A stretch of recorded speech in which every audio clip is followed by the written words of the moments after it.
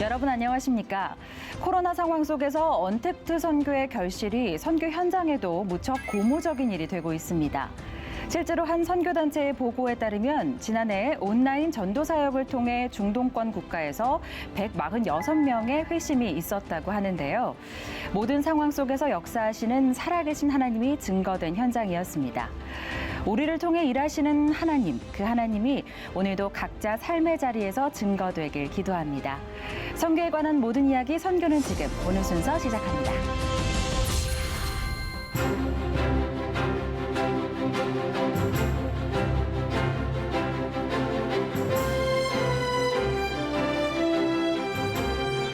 먼저 저와 함께 이 시간을 책임져 주시는 두 분입니다. 김혜영 커넥트의 김혜영 선교사님 그리고 기독신문의 노충원 기자님 나오셨습니다. 어서 오십시오. 안녕하세요. 안녕하세요.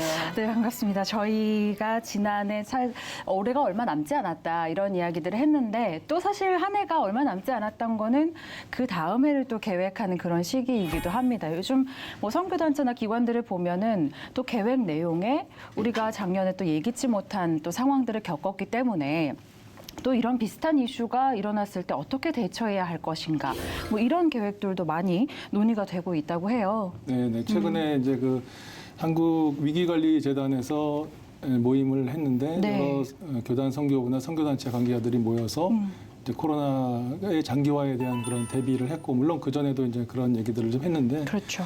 예, 그래서 이제 그 앞으로 이런 사태가 진행됐을 때는 어떻게 해야 되는지 매뉴얼과 어떤 이제 조직적인 대응, 위기관리 대응이라든지 여러 가지를 논의한 것으로 알고 있습니다. 그렇죠. 선교지에서도 사실 이런 계획을 안 세울 수가 없잖아요. 아, 그럼요. 당연하죠.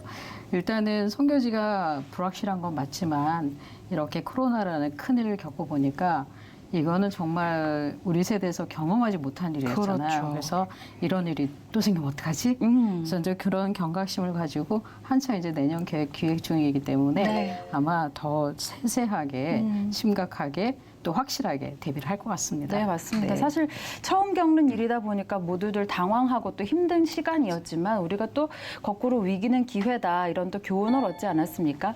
아마 다음에는 조금 더 침착하게 대응할 수 있지 않을까 하는 기대를 좀 가져봅니다. 자, 그럼 오늘 순서 시작해 보도록 하겠습니다. 사진 한 장으로 전하는 선교 이야기부터 만나보죠. 노충원 기자님. 저 사진이 이제 생각보다 크더라고요.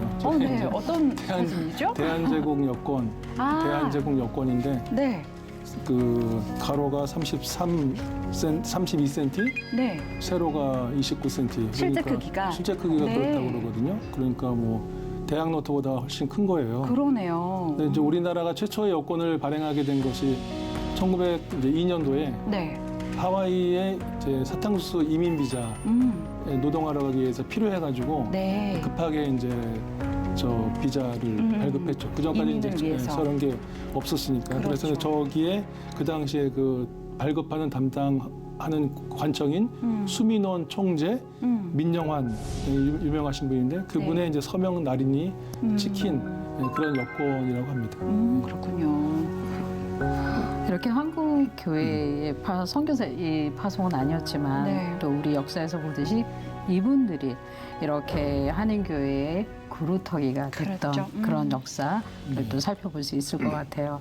어쩌면 이민의 역사도 하나님의 손에 들어있는 것이 아닐까 그런 생각을 하게 됩니다. 그러니까 처음에 이제 1차로 갔을 때가 102명인데 102명 중에서 50명이 인천 내리감리교회 교인이었다고 하거든요. 그러니까 네. 이제 그 당시에도 교회가 어떤 사람들의 모임의 구심점 역할을 이제 했던 것이죠.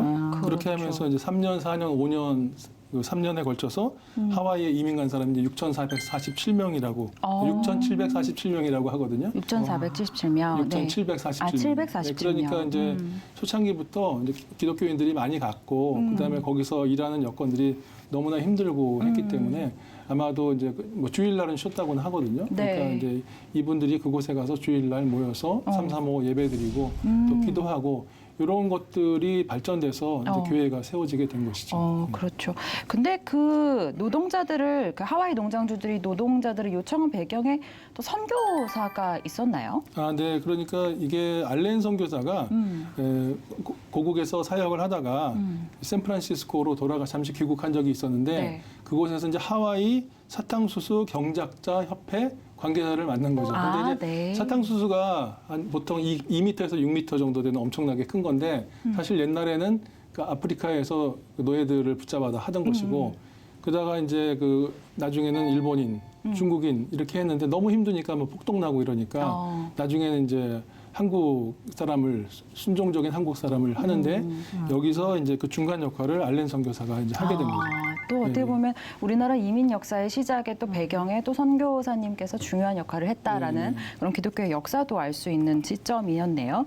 그렇게 좀 이민 간 한인 1세대들이 뭐 하와이뿐만 아니라 나중에 쿠바, 멕시코로도 이주하게 됐다고요. 예, 그러니까 역사를 보면은 이제 하와이 같은 경우는 1902년부터 5년까지 걸쳐서 아까도 말씀드렸지만 이제 6,700명 가량이 갔고 네. 그러면서 이제 1905년에는 이제 멕시코 쪽에 멕시코 가면 돈 많이 번다 이렇게 네. 또 광고가 나가지고 이때는 1905년에 한꺼번에 1,033명 한 번에 이제 간 거죠. 갔는데 사실은 이제 가서 그 애니깽이라고 네. 애니깽이라고 그래서 네. 그 멕시코의 어떤 그 선인장 같은 그런 용설란과 뭐 식물이라고 하는데 그거를 이제 캐가지고 거기서 이제 섬유의 그 재료를 추출할 수 있거든요. 어쨌든 근데 그곳에 가서 하는데 뭐 여기서는 4년 동안 계약을 맺고 갔는데 이제 노예나 다름없이 생활했고 그다음에 이제 어떤 물건을 사면 그걸 이제 빚으로 해가지고 나중에 그걸 노동을 해야지 빚을 갚고 그래서 네. 부채 노예 거의 뭐 노예 같은 생활을 이제 한 거죠. 근데 더 기가 막힌 거는 이제 4년이 지났으니까 1909년이 됐잖아요. 네. 1909년이 됐으니까 이제 이 사람들이 이제는 끝났다. 이제 고국으로 네. 돌아가야지 생각했는데 어떻게 됐나요? 나라가 없어진 거죠. 그렇죠. 그러니까 이 사람들이 이제 쿠바의 다른 곳에 또 그 이제 애니깽 농장으로 가거나 멕시코로 그다음에 다시 이제 쿠바 같은 나라로 가거나 돌아갈 이런 수밖에 와중에서도 이제 1908년에 이제 교회가 네. 시작이 됐다고 합니다. 예. 그렇군요. 그리고 또 이 사람들이 독립운동 자금도 모으고 사실 이민을 간다는 거는 가족들을 더 이상 만나지 못한다는 그런 그렇죠. 뜻이기도 한데 워낙 어려운 시기였기 때문에 생계를 위해서 할 수밖에 없었던 선택이고 어떻게 보면 이민 1세대들이 의지할 수 있는 거는 하나님밖에 없었겠다. 그런 생각이 또 드는 부문인 것 같습니다. 자, 첫 번째 최초의 여권 사진을 한번 봤고요. 우리 네. 김혜영 선교사님 오늘 어떤 사진 가져오셨나요? 저는 이제 한국 기독교 역사 박물관이 네. 오는 12월까지 기이하고 놀라운 사람 그래서 이제 개일 선교사 기획전을 오. 개최하고 40년간 이제 헌신했던 네. 캐나다 출신 선교사님의 사진전을 하고 있습니다. 그렇군요. 네. 예. 게일 선교사가 오셔가지고 이제 저분이 이제 굉장히 많은 일을 하셨는데 신구약 성경도 번역하시고 뭐 네. 투명전이나 구음론 같은 거 영역하시고 엄청난 분이신 것 같더라고요. 그래서 정말 흥미로운데 저분도 한국에 이제 오셨을 때가 26세라고 하고 와, 그 젊은 당시에 나이. 이제 구한 말에 저희 한국에 왔던 분들이 다 이제 젊을 때 이제 헌신했던 것들이라고 보면은 좀 젊었을 때 청년 때 헌신하는 것이 굉장히 중요하다고 생각이 듭니다. 네. 이렇게 20살 넘은 이렇게 청년 선교사들의 헌신이 우리 한국 교회가 튼튼히 쓸 수 있는 바탕이 되지 않았는가. 그렇죠. 특별히 이렇게 한국이란 나라의 존재도 알지 못했던 이런 동방의 작은 나라를 위해서 이제 목숨을 걸고 또 바다를 건너왔던 네. 그런 믿음의 청년들이 한국 교회의 뿌리가 됐잖아요. 그렇죠. 그래서 지금 이제 한국 교회가 파송한 우리 청년 선교사들이 어딘가에서 그렇죠. 그렇게 또 믿음의 그루터기가 돼서 일하고 있다는 걸 생각하면 정말 마음이 든든합니다. 그 뿌려진 씨앗이 계속해서 이어지고 있는 그렇죠. 거니까. 네. 근데 궁금한 게 왜 기이하고 놀라운 사람이라고 했을까요? 기이하다라는 부분이 좀 궁금한데요.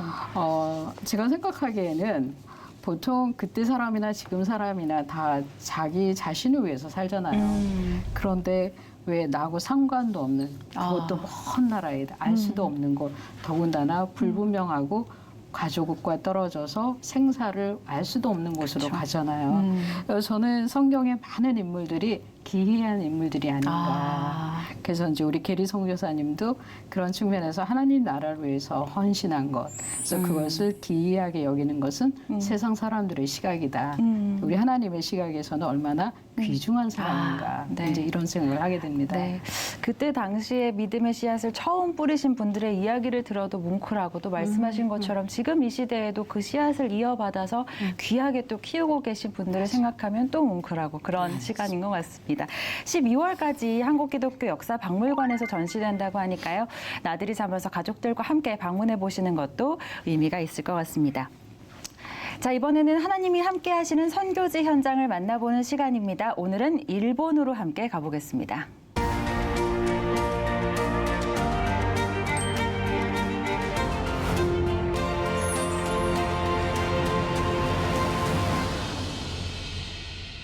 네, 제가 지금 서가 있는 이곳은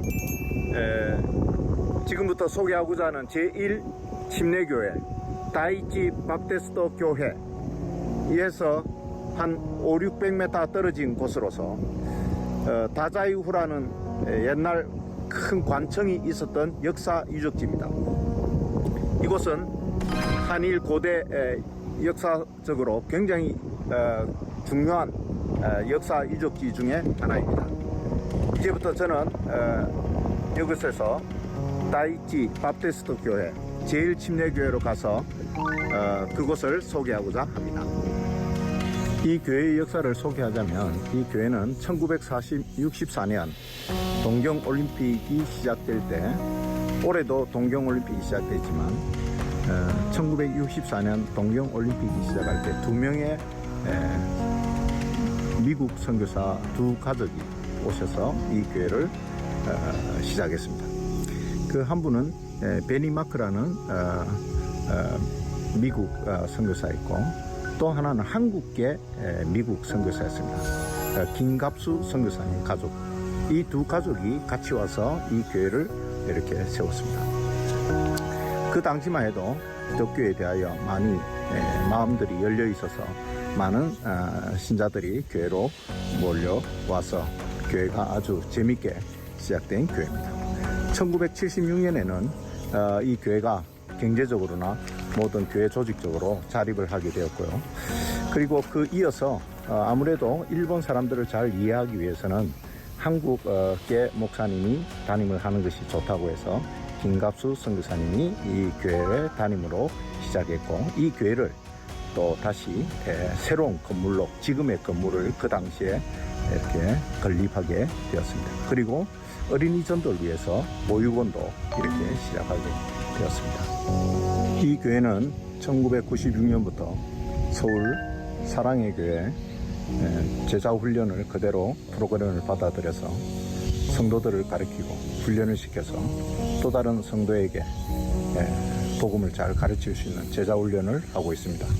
그리고 매주 화요일 영어 교실과 또 피아노 교실을 하면서 저소득층 어린이들을 위해서 무료로 강습을 하고, 또 그들을 전도하기 위해서 전도 프로그램을 가지고 있습니다. 그리고 명왕같이 만든 이 전도지는 맨 위에가 십자가 모양인데요, 검은 부분이 죄입니다. 그리고 왼쪽으로 노란 부분은 천국입니다. 그리고 오른쪽에 빨간 것은 예수님이 우리를 위해서 대신 죽으심,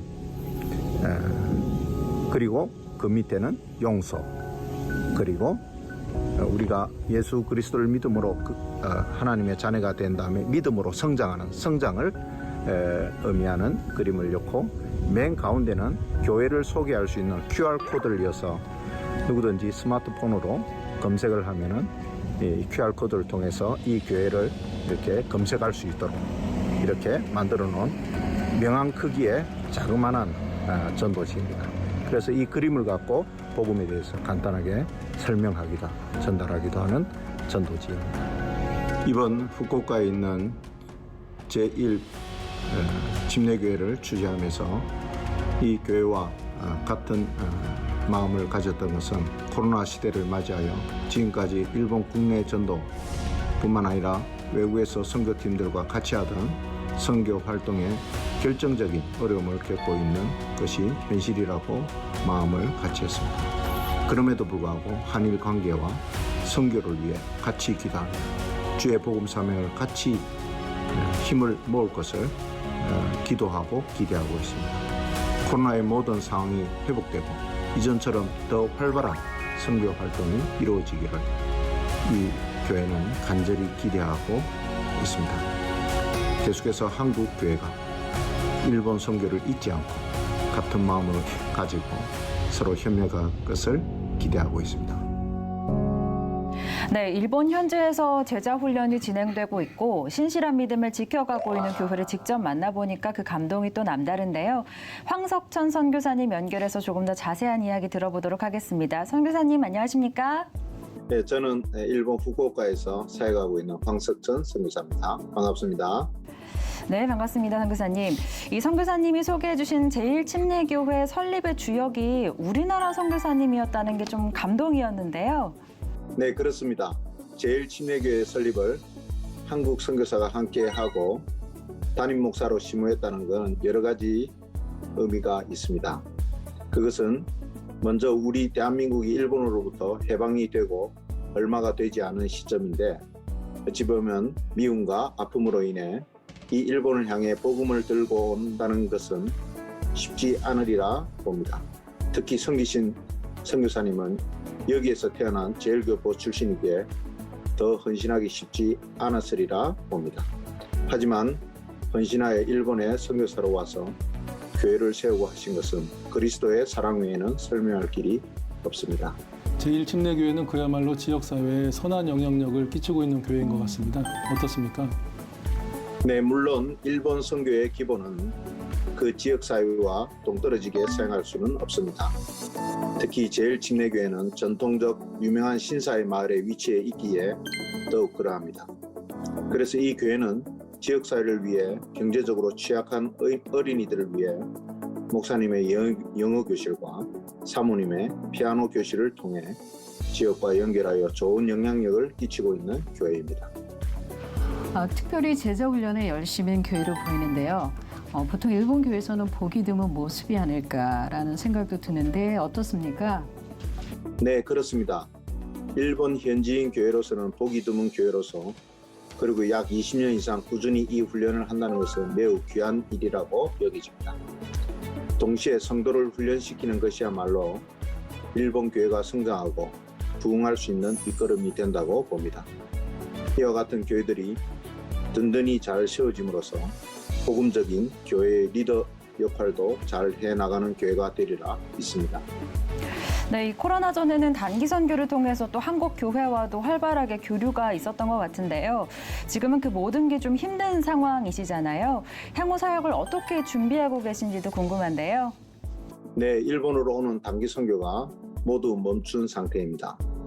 이 상황이 오래 진행된다면 일본을 향한 마음과 기도 그리고 복음의 대사명인 선교의 마음도 중단되거나 멀어지리라 봅니다. 어려운 시기이지만 한국교회가 계속해서 선교지를 잊지 않고 기도와 관심 그리고 후원 그리고 온라인 등의 접촉으로 지속적인 지원과 관심이 필요하리라 봅니다. 마찬가지로 일본 교회들도 이런 기간들을 어렵게 보내고 있는 게 당연합니다만 한국 교회의 지속적인 관심과 기도가 있다면 새 힘을 얻을 수 있다고 봅니다. 어려움들을 슬기롭게 극복하고 이 기회를 통해 믿음을 잃어버리는 게 아니라 더욱 성장할 수 있도록 관심과 기도로 그리고 후원으로 사랑의 끈이 필요합니다. 이를 위해서 계속 기도해 주시면 감사하겠습니다. 네, 이 말씀하신 것처럼 단기 선교가 모두 멈춘 선교지 상황이지만 그곳을 잊지 않고 또 우리가 기도로 만나는 시간이 더 많아져야겠고요. 또 이 시간을 통해서 모두가 신앙의 성숙이 더해지기를 함께 기도하도록 하겠습니다. 선교사님 오늘 말씀 감사합니다. 감사합니다. 네, 일본의 황석천 선교사와 이야기 나눠봤습니다.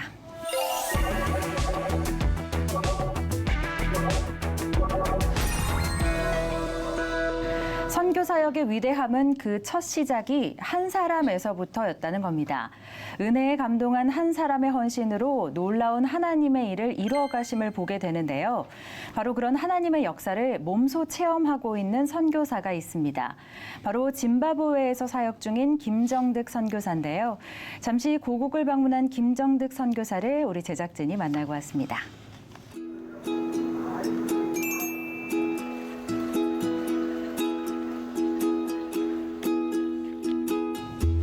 저는 지금 현재 아프리카 짐바브웨에서 사역하고 있는 김정덕 선교사입니다. 한국 CCC에서 2018년 9월달 이제 파송도 했고요. 이제 만 3년 돼서 지금 안식년으로 잠시 들어왔습니다. 의상을 짐바브웨 의상으로 또 준비해서 인터뷰를 해주셨습니다. 잠시 들어오신 거네요.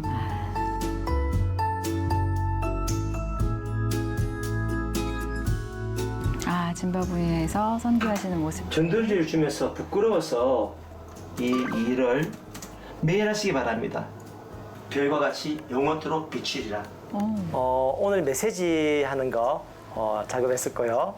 그리고 또 제가 미국에서 훈련 받았는데 미국에 가서 또 저희 사역에 대한 보고를 드려야 되거든요. 이제 거기에 대한 작업들 같이 겸사겸사 하고 있었습니다. 안식년이라고 하셨는데 쉬지 않고 계속 일을 하시네요. 들어오셔서도.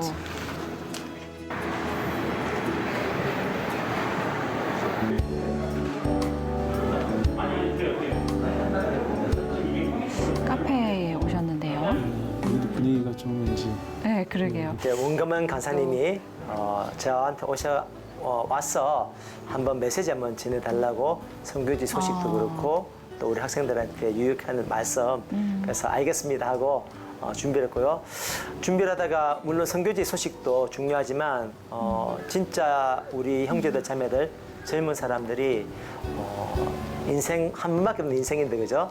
실패하지 않고 먼 길 돌아가지 않고 어떻게 하면 이 짧은 시간에 이 친구들에게 진짜 꼭 필요한 말씀을 줄 수 있을까 계속 사실 기도했습니다. Okay, now we will confess our faith by reading the Apostle. Say I am strong, let the poor say I am rich. 마스크 좀 벗겠습니다. 샬롬 반갑습니다, 여러분.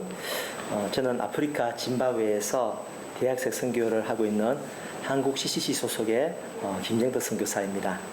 복음을 전하시기 바랍니다. 여러분 매일 하세요. 쉬지 마세요. 계속하세요.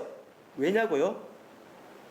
이 일에는 여러분과 제가 생각하는 것보다 훨씬 큰 상과 복이 기다리고 있기 때문입니다. 우리 다 같이 말씀을 생각하면서 함께 기도하겠습니다. 하나님, 우리를 만나주시고 기도하게 하시고 늘 말씀을 가까이 하게 하셔서 감사합니다. 우리 기도 들으시고 응답하시는 예수님의 이름으로 감사하며 기도합니다. 아멘. 다른 것보다도 전도하는데 자기의 시간과 어떤 중심을 들이면은 나중에 60이 되고 80이 되고 하늘날 가는 그 순간에 내가 인생을 잘 살았구나 이렇게 고백하지 않을까 저는 그렇게 확신하고 또 우리 형제들 자매들도 그 일에 좀 집중했으면 그런 마음으로 오늘 예배 드리고 메시지 전했습니다. 우리 선교사님 표정이 진짜 밝으시네요. 네. 네. 이번에도 뭔가 화상을 연결해서 뭔가를 하고 계시는데 현지에 연결해서 대화를 나누시는 건가요? 어느 날 갑자기 그죠? 이 코로나 때문에 이제 못 나가게 되고 그것이 빨리 끝날 줄 알았는데 1년 이상 넘어가니까 거기에다 대면도 못하고 전도도 못하고 하니까 그 답답하고 안타까운 마음이 굉장히 많고 또 그럼에도 불구하고 저희 CCC에서 이렇게 줌으로라도 기도회도 하고 또 큐티 모임도 하고 또 예배도 드리고 감사한데 모르겠어요. 하나님께서 어떻게 또 이 팬데믹을 마치게 하시고 할지 모르겠지만 분명히 믿는 것은 이 복음은 계속 흘러갈 것이고 또 하나님께서 또 다른 길을 내실 것이라고 믿고요. 대신에 우리가 기도하고 준비해야 되지 않을까 그런 생각입니다.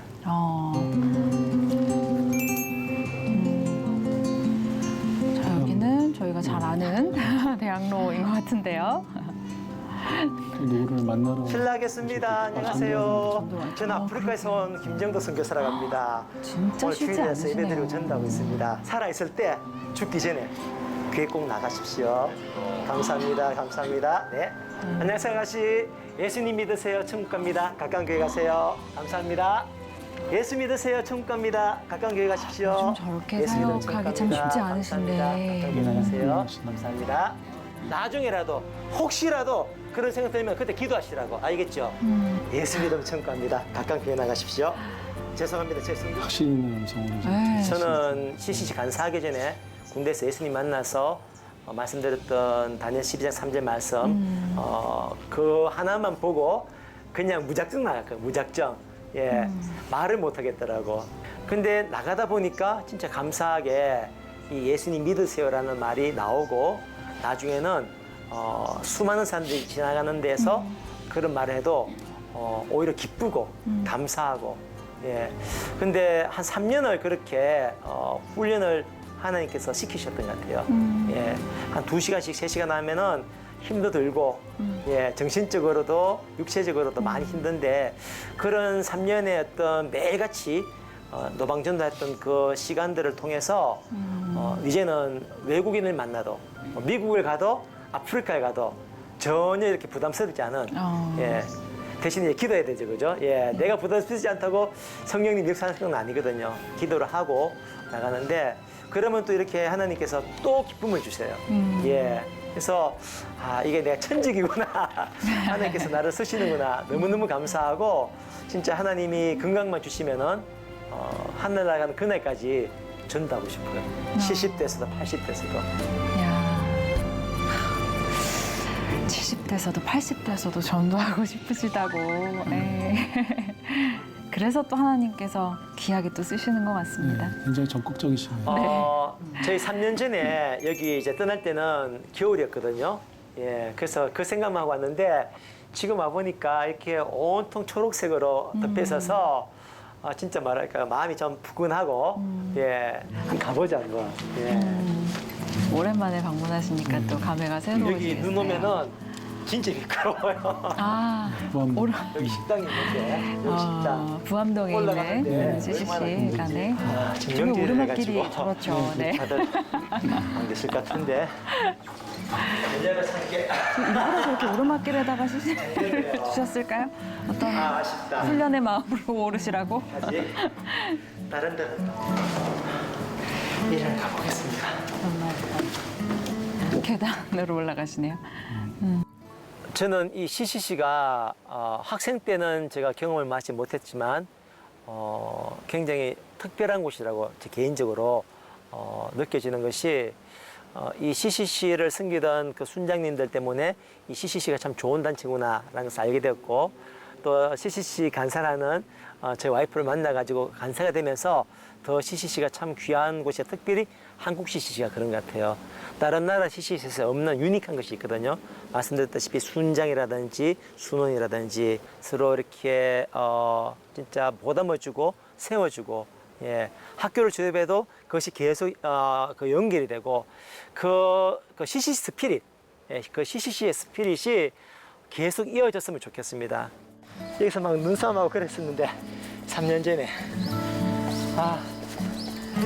좋네요. 힘들게 올랐지만 예.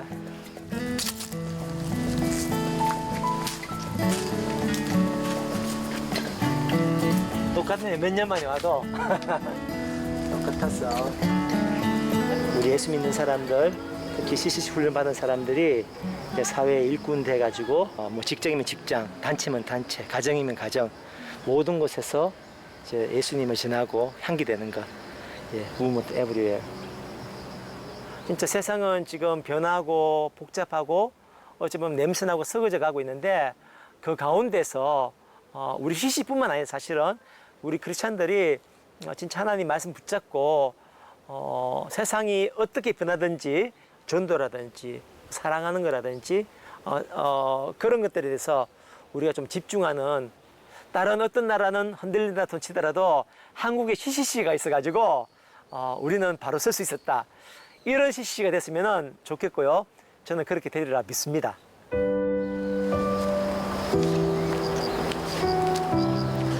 선교 나갔다가 이제 순교하신 분들, 사고 당하신 분들, 경주 포항에서 사역 중 주님 품에 잠들다 고서세웅, 주님 품에 잠들다 고권인숙.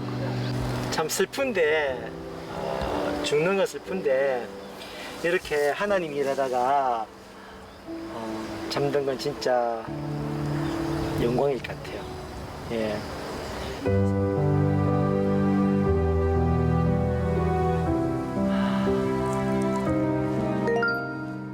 기쁠 때도 있고 힘들 때도 있는데요.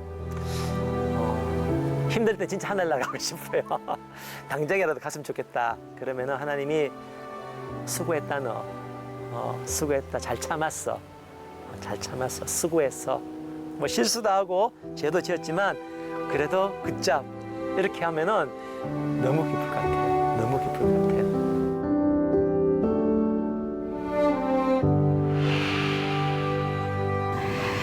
야, 어떻게 보면은 뭐 힘든 일도 많고 또 기쁠 때도 많다고 하셨는데 힘들 때도 하나님께서 잘했다, 수고했다, 내 아들아 이렇게 말씀하실 거를 또 내가 믿으면서 이 길을 걸어가시는데 정말 보는 내내 표정이 너무 밝으셔서 보기가 좋았어요. 근데 사실 안식년으로 5개월 정도 들어오신 건데도 저렇게 계속해서 사역을 하시는 거 보면 그게 선교사들의 삶인가 이런 생각도 들고 우리 기자님 어떻게 보셨어요?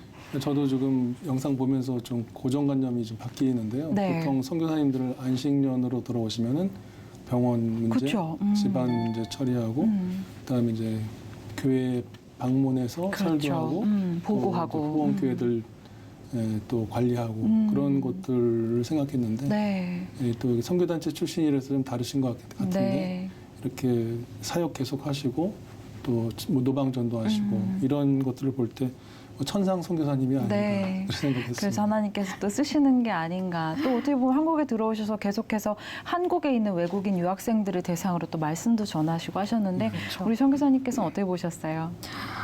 일단은 뭐 이렇게 아프리카에서 지금 짐바브에서 3년 정도 활동하다 오셨잖아요. 네. 그러다 보니까 이 아프리카의 기독교 전도가 얼마나 어려운지 아마 몸소 체험하셨을 것 같아요. 네. 특히 거기는 이제 종교성이 너무나 다양하고 토착화되어 그렇죠. 있으니까 뭐 여기저기 다 신인 거죠. 그렇죠. 네. 그런 상태에서 이렇게 이제 제자를 삼고 복음을 전하고 이런 일들은 정말 귀중한 일이고 네. 그래서 우리 김정득 선교사님께서 정말 그 일을 하실 때마다 예수 믿으세요라고 말할 때마다 네. 행복하고 또 보람이 있을 것 같아요. 네. 그러니까 쉬는 순간에도 저렇게 말씀을 전하시고 또 예수 믿으세요 말씀을 하시는 거 보면 정말 우리가 일상에서 어떻게 보면 살아가는 일이 하나님을 전하는 일이 아닐까라는 생각을 또 하게 됩니다. 이 모든 족속으로 또 제자를 삼으라는 주님의 명령이 이렇게 또 지구촌 곳곳에서 이루어지고 있는 모습을 보면서 저희도 많이 도전이 되는데요. 더 많은 제자가 나오고 그 제자들이 또다시 제자를 삼는 일들이 더 많이 나타나길 저희도 함께 기도하겠습니다.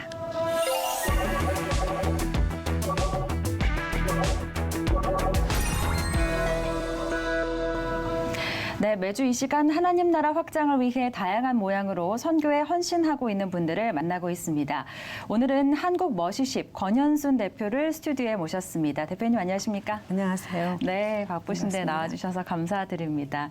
사실 이 지구촌에 많은 어려움들을 겪고 있는 분들을 여러 모양으로 좀 돕고 계신 분들이 있는데 머시십 같은 경우는 질병을 겪고 있는 분들을 좀 돕고 계신다고 들었어요. 먼저 한국 머시십에 대해서 소개를 부탁드립니다. 네, 한국 멀시십은 1997년에 한국에 세워졌고요. 네. 멀시십 전체를 소개해드려도 될까요? 네, 그럼요. 네, 멀시십은 40년 사역 역사가 있습니다. 네. 1978년에 설립이 되었습니다. 네, 저희 설립자 던 스티븐스가 이제 시작을 했는데 계기는 이제 몇 가지, 두 가지가 있는데 하나는 그때 10대들하고 같이 바하마스 섬이라는 곳에 가서 선교를 했는데 태풍 때문에 큰 피해를 당한 것을 보고 네. 청년들이 같이 기도를 하면서 그중에 한 청년이 그런 기도를 했다고 합니다. 하나님, 우리에게 만약에 큰 배와 의료진이 있고 그리고 구호품을 실을 수 있는 배가 있다면 이 사람들을 도울 수 있을 텐데 얼마나 좋겠습니까? 그것이 하나가 계기가 되어서 그 기도가 시작이라고 얘기하고 네. 또 하나는 던 스티븐스가 이제 아들 중에 한 사람이 그 심한 뇌성마비예요. 그래서 그런 것들이 계기가 되어서 시작을 했고 배도 하나님께서 하나님의 방법으로 주셔서 이제 그 선박으로 사역을 하게 되었습니다. 네. 그래서 저희는 mercy하고 ships라는 단어가 나온 것처럼 동일의 배. 병원선입니다. 네. 그래서 커다란 병원선에 수술실과 입원실, 뭐 임상병리실 모든 것들 하나의 병동이죠. 갖추고 지금 현재는 아프리카에 가서 네. 그 나라에서 그 의료 환경으로는 치유할 수 없는 수술할 수 없는 사람들을 네. 그런 질병들 장애 그런 사람들에게 무료로 수술을 해주고 또 한편으로는 그 아프리카의 이제 현지 의료 전문가들에게 네. 더 나은 역량을 키워주는 아. 그런 전문인 훈련을 하고 있습니다. 네. 그런 것들 통해서 그 나라가 좀 더 발전하고 더 많은 사람들이 그 예수님께서도 우리에게 이 땅에 오셔서 바디메어 눈도 뜨게 하시고 혈병 앓는 여인도 낫게 하시고 네. 또 여러 가지 문둥병자나 중풍병자들 낫게 하시고 네. 또 사도행전에 보면 그 성전 문 앞에 있던 사람 평생을 일어나지 못했잖아요. 다른 사람의 도움을 받고 살아야 되고 그런데 예수 그리스도 이름으로 나음을 입고 새 삶이 시작된 것처럼 우리도 예수 그리스도를 본받아서 네. 그런 일을 하자라고 하는 것이 저희의 이제 사역의 사명입니다. 네. 그리고 그렇게 해서 또 한국 멀시십이 97년부터 네, 시작이 시작이 되었고요. 되게 됐고요. 네. 네, 그렇군요. 아니 어떻게 보면 배 안에 뭐 다양한 또 수술실도 있고 입원실도 있고 또 교육도 이루어지고 하다 보니까 배 안이 또 여러분들이 생활하시는 마을처럼 구성이 되어 있겠다라는 그렇죠. 생각도 네, 네. 들기도 하는데 어떤 분들이 좀 함께하고 계시고 또 어떤 활동을 그 안에서 하시는지 좀 네, 구체적으로 그렇습니다. 설명해 저희 주신다면. 네. 배가 그냥 같이 사는 공동체예요. 글로벌 네. 공동체. 50개국 이상에서 네. 지원해서 온 자원봉사자들이 아, 네. 같이 타고 살고 있어요. 400여 명이. 네. 그러면 그 사람들은 이제 전문적으로 병원선이니까 당연히 의료진들이 의사, 간호사, 음상병리사 그 분야의 전문가들이 타고 있고요. 한 네. 50% 정도 됩니다. 아. 그다음에 이제 항해나 이런 항해에 필요하신 엔지니어들, 갖가지 엔지니어들, 뭐 자동차 정비하시는 분도 계시고요, 목공하시는 분도 있고, 다양한 그 분야에 계신 분들 계시고, 그 일반적으로 저희가 행정이라든가 홍보라든가 아니면 다이닝룸에서 다른 사람을 그야말로 섬기는 사람들, 네. 또 요리사도 요리하고, 필요하고, 헤어 네. 디자이너도 필요하고, 그리고 그 안에 이제 시설도 살아가는데 필요한 뭐 우체국이나 은행이라든가 모든 것들, 또 자녀가 있는 가족들이 좀 있어요. 네. 그런 분들을 위해서는 되게 이제 장기로 일하시는 분들이죠. 유치원부터 고등학교까지 학교 과정, 정규 과정도 있고요. 네. 물론 병동이 따로 있어 병원이 되어 있습니다. 네. 수술실이 5개, 그에 뭐 87개 현재 있는 배는 네. 그 입원 병상이 있고 네. 다양한 시설들이 그 안에 다 갖춰져 있습니다. 그렇군요. 작은 네네. 마을이라고 했는데 거의 작은 그냥 나라와 공동체예요. 그렇죠. 같다는 그런 네네. 생각이 드네요. 400명이나 되니까. 네. 400명 이상이 항상 살고 있고 환자가 오면 더 많이 아, 그렇죠. 예, 예. 환자와 환자의 간병하는 가족까지 온 100여 명이 또 같이 플러스해서. 야, 그렇군요. 네, 크기도 어마어마하겠네요. 네.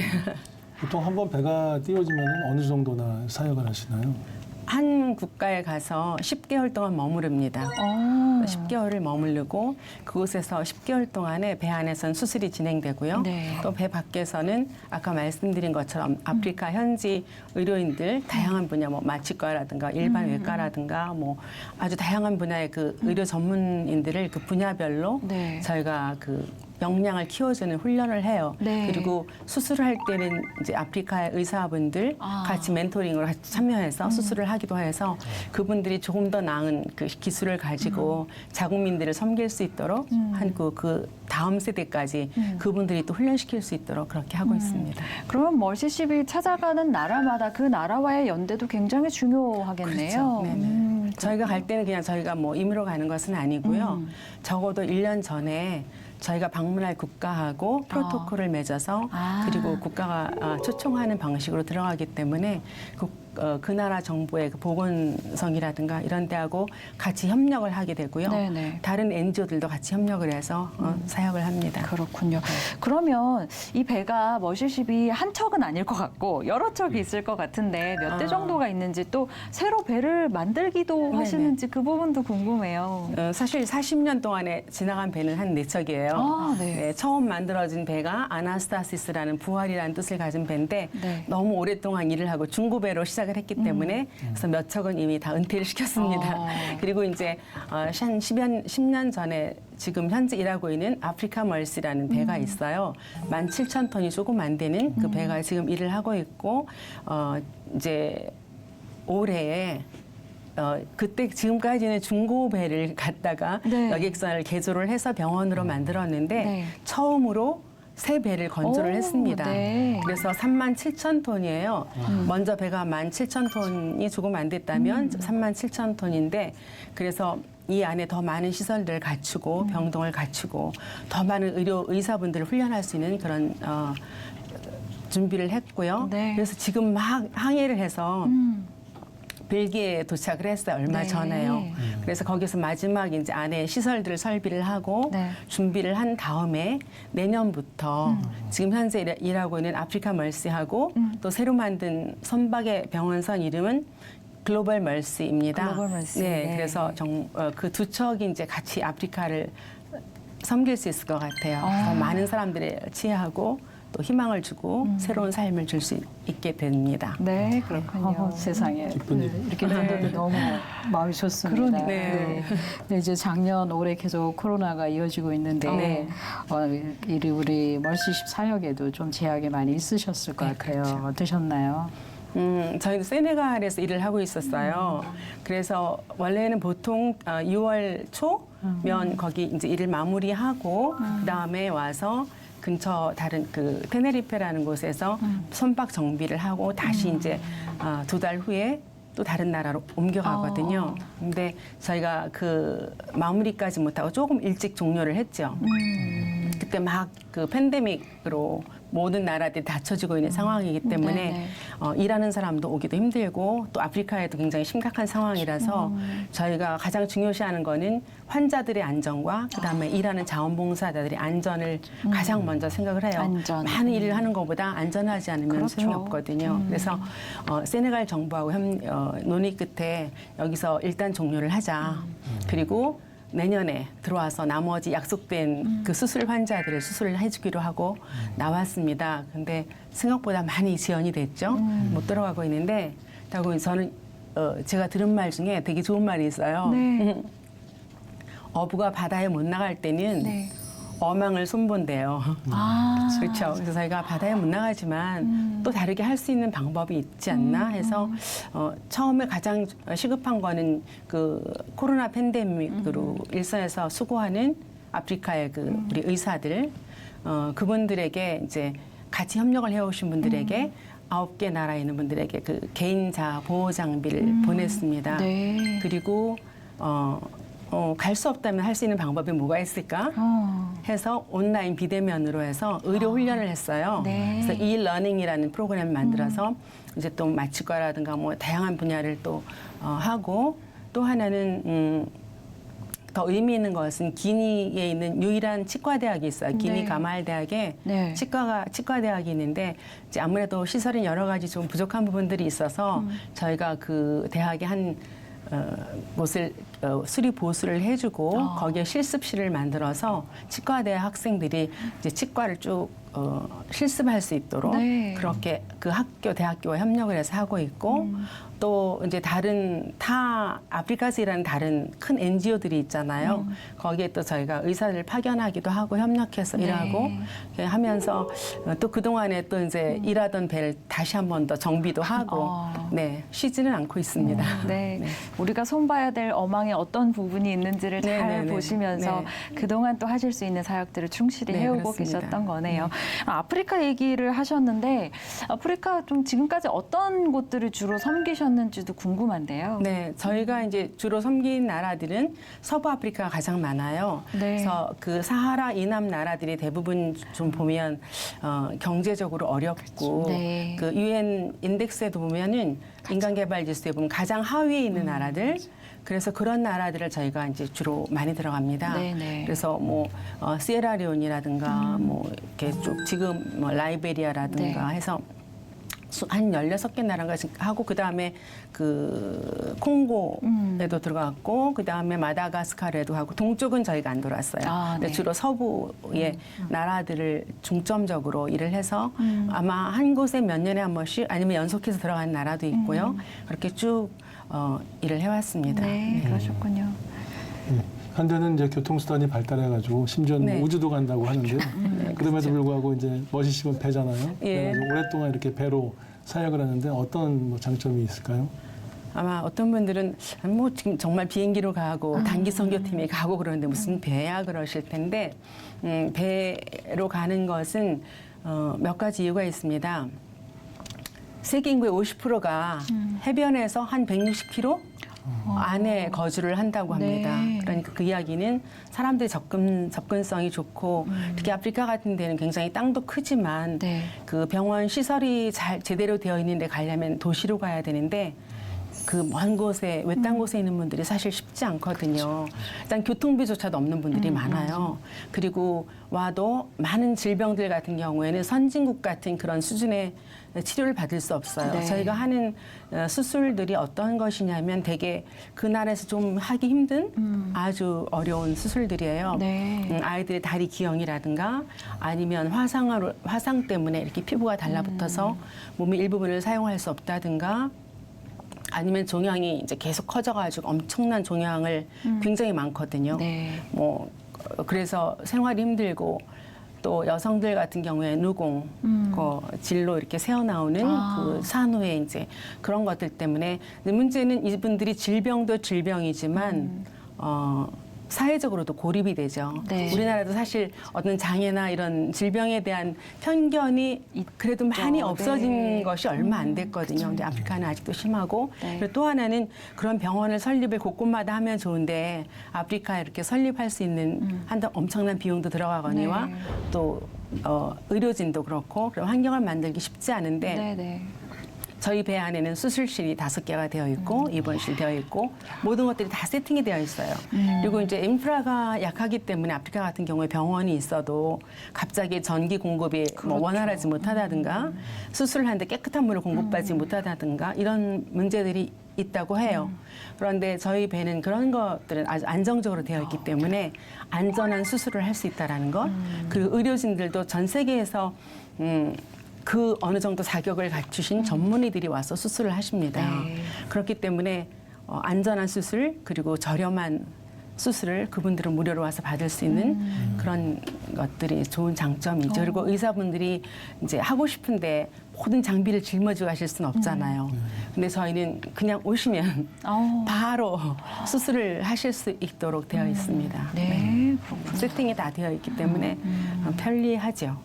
그렇군요. 그래서 배를 사용합니다. 네. 네. 네네. 말씀을 들어보니까 이제 그리스도인 자원봉사자, 의료진들, 네. 전문가들이 그 현지에 아주 열악한 의료적 혜택을 받을 수 없는 분들을 배 안으로 모시고 와서 이제 굉장히 어려운 수술들을 해주신다고 하시는데 정말 기적 같은 일들이 많이 일어났을 것 같아요. 네, 이제 우리 사람은 기술을 쓰지만 거기에서 이제 기적을 일으키시는 하나님의 손길이 있으실 텐데 특별히 하나님의 은혜에 감사했던 그런 감격적인 순간들이 있었을 것 같아요. 그렇죠. 사실 네. 우리가 1년에 한 2,000명 안팎으로 수술을 합니다. 그럼 한 사람 한 사람이 다 기적이에요. 그 사람들에게는. 왜냐하면 그런 수술을 받고 치유를 받을 방법이 없는 사람들이거든요. 그러니까 그 자체가 기적이고 그렇죠. 그런 중에도 더 심한 사람들 스토리는 제가 정말 다 스토리마다 다 있지만 제가 기억나는 것은 한 아이가 있는데 이렇게 저희가 다리 기형을 참 많이 수술을 하는데 네. 이 아이는 더 특별했어요. 몸이 완전 이렇게 기역자로 꺾였어요. 무릎서부터 이게 머리면 이렇게 꺾였다고 할까요? 네. 그 지팡이를 짚고 겨우 지탱을 하는데 네. 너무 착해서 엄마를 물기는 것도 도와드리고 근데 점점 힘들어지는 거예요. 관절이 안 좋아지니까 12살이었어요. 근데 그 아이가 했다는 말이 저에게는 되게 마음에 가슴에 와서 닿았어요. 자기는 이런 몸으로 그 어른이 되는 게 두렵다라고 얘기를 했어요. 되게 눈물 나는 이야기인데 그런데 이제 굳게 바로 설 수 있었거든요. 그런 일들. 그리고 때때로 저희는 이제 비상이 걸리면 크루들이 자원봉사자 다른 일을 하는 분들도 혈액이 필요하다 그러면 바로 즉시 이제 혈액도 공급해주고 예 그런 일들이 비일비재해요. 여성분들 같은 경우는 누공 환자는 되게 남편들로부터 버림받기를 많이 합니다. 네. 그러니까 냄새 나는 여자, 더러운 여자, 사람들이 뭐 조그만 걸 뭘 팔아도 가까이 안 오고, 그러니까 사회적으로 완전히 소외되어서 그런 사람들에게는 사실 질병의 치료에다가 감정적인 치료, 그래서 사회에서 정말 이제는 떳떳한 사람으로 살아갈 수 있는 그런 일들이 굉장히 많아요. 어떤 분은 한 산골에서 사흘을 배 타고 차 타고 오토바이 타고 와서 그 커다란 혹 때문에 그러니까 의사들이 저희가 진료했는데 도저히 이거는 우리도 할 수 없는 그 엄청난 혹이어서 네. 어렵다. 근데 하다가 생명을 잃을 수도 있습니다. 그랬더니 그분이 그 아저씨가 하시는 말씀이 어차피 들어가도 죽는데 그냥 해달라고. 근데 가족들은 모르는 거예요. 이분이 네. 어디 갔는지. 그래서 수술을 받고 나왔어요. 그래서 거기 깨끗하게 나와서 돌아간 이야기들. 네, 네. 그런 이야기가 뭐 무수히 많습니다. 어떻게 보면 희망을 다시 써주시는 건데 왜 사람이 이렇게 몸이 아프면 몸만 아픈 게 아니라 그게 마음의 병으로 이어지는 경우가 참 많잖아요. 그들에게 마음의 치유까지 함께 해주신다는 점에서 정말 귀한 사역을 하고 계시지 않나라는 생각이 드는데 먼저 마지막 질문을 좀 드릴 네. 시간이 된 것 같습니다. 앞으로의 비전과 저희가 함께 기도할 제목이 있다면 어떤 게 있을까요?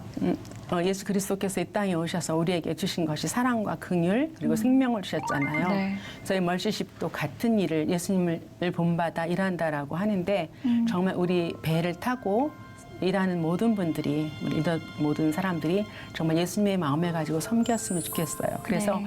우리가 대부분 모슬렘 국가입니다. 저희가 네. 가는 국가들이 대부분이 무슬림이나 아니면 정령 숭배가 강한 국가들인데 네. 그곳에 저희가 때로는 어찌 보면 답답하게 적극적으로 선교를 할 수 없을지 네. 모르지만 배에 오는 사람들에게 환자들과 가족들에게 그리스도의 사랑을 줄 수 있는 그렇게 사랑으로 넘치는 정말 진심으로 할 수 있는 그런 사역이 되게 기도해 주시고요.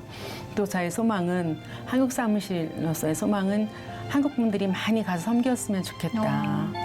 점점 수가 줄어들고 있어서 좀 안타까운데 네. 많은 분들이 가서 저희가 짧게는 2개월, 3개월도 섬길 수 있어요. 네. 그래서 지원하셨으면 좋겠다. 그리고 많이 지원받아서 저희도 많이 나눌 수 있었으면 좋겠다. 기도해 주시기를 부탁드리겠습니다. 네, 좋습니다.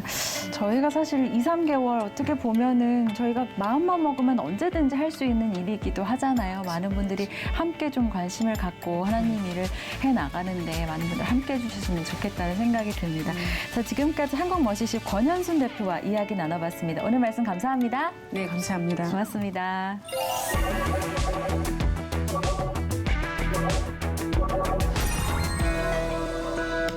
네, 오늘도 마음 뭉클하고 또 도전이 되는 소식들을 함께 나눌 수 있어서 감사했는데요. 두 분 오늘 어떠셨나요, 오늘 선교사님? 그래서 저는 그 김정득 선교사님이 CCC 뒷마당에 이제 선교사님들 묘비를 네. 보셨잖아요. 근데 거기 보면 양력에 간사로 시작함이 있었어요. 네. 그래서 이제 선교센터에서 선교기관에서 간사로 일을 시작한 그 일로 이렇게 또 선교지에서 혹은 선교사로 살다가 네. 또 하나님께 소천하는 그 과정을 본인도 예상하지 못했을 것 같아요. 네.